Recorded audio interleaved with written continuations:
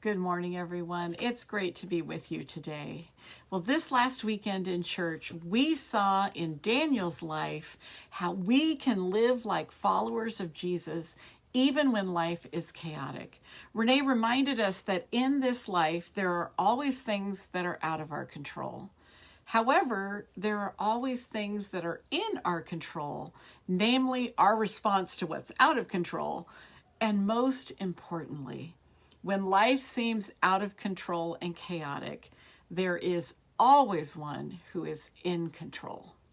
Look at what Daniel says in Daniel chapter 2, starting in verse 20. Praise be the name of God forever and ever. Wisdom and power are his. He changes times and seasons. He deposes kings and raises up others. In other words, Daniel is saying God is the one truly in control, not Nebuchadnezzar. Verse 21 goes on to say, God gives wisdom to the wise and knowledge to the discerning. He reveals deep and hidden things. He knows what lies in darkness, but light dwells with him. Daniel's basically saying, God, you are God, and I am so not God. And he's saying, Nebuchadnezzar, you are not God. And this theme comes up again and again in Daniel.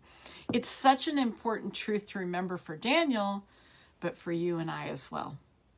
You know, in your mind, put Daniel over here and Nebuchadnezzar over here, and think about the key difference between the two.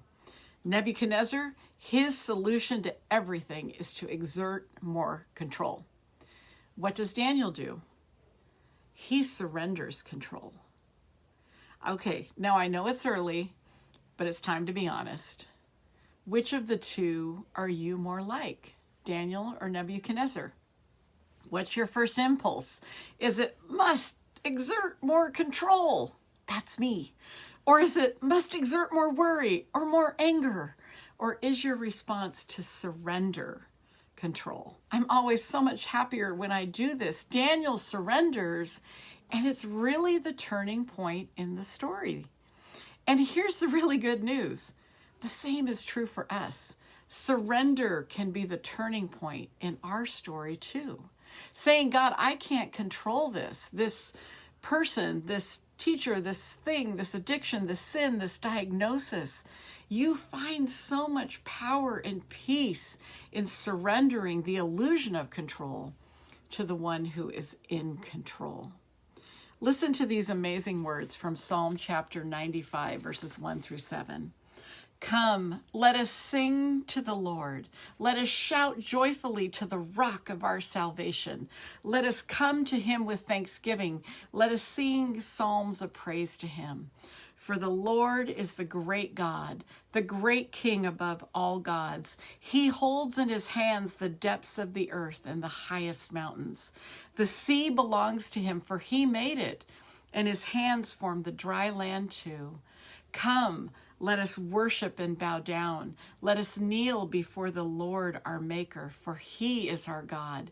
We are his people, the flock under his care. I don't know about you, but it really helps me to release control, to surrender, to open my hands when I remember that I am surrendering, you are surrendering to the great God who is above all.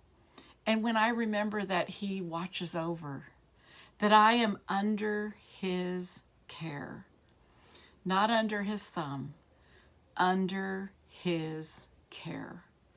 And so are you today. Blessings on your day, everyone, and I look forward to seeing you in church this weekend.